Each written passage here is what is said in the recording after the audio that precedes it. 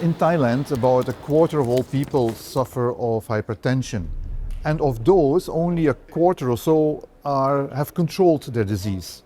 So there's a huge gap when it comes to controlling hypertension. As we know, hypertension is a high risk factor for cardiovascular diseases of the heart, strokes, people can get heart attacks and so on. At the same time, Thailand has a very strong health system with easy access to health services for everybody.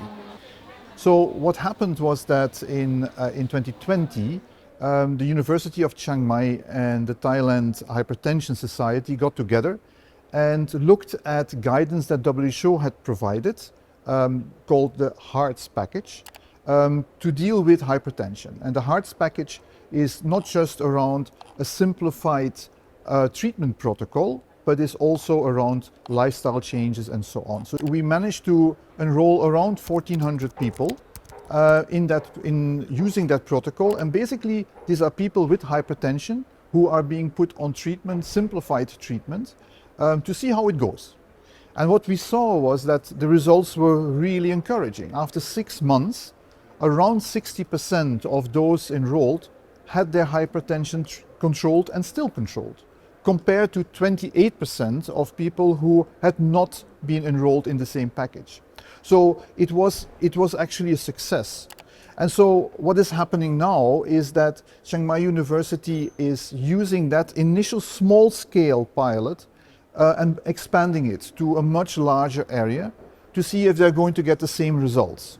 And if they do, then clearly we're onto something. And then the government is willing then to look into, can that protocol be used nationwide in all primary healthcare facilities if it continues to give such good results also in a larger context.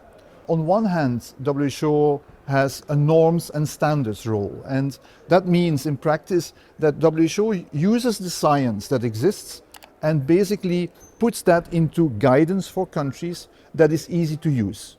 And the HEARTS package that I mentioned around hypertension is one such an example of how science has been taken and converted into a package that countries can use.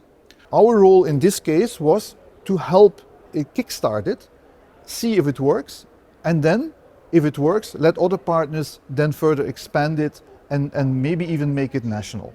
So it's an illustration of the work that WHO does, both on the side of norms and standards and on the implementation side.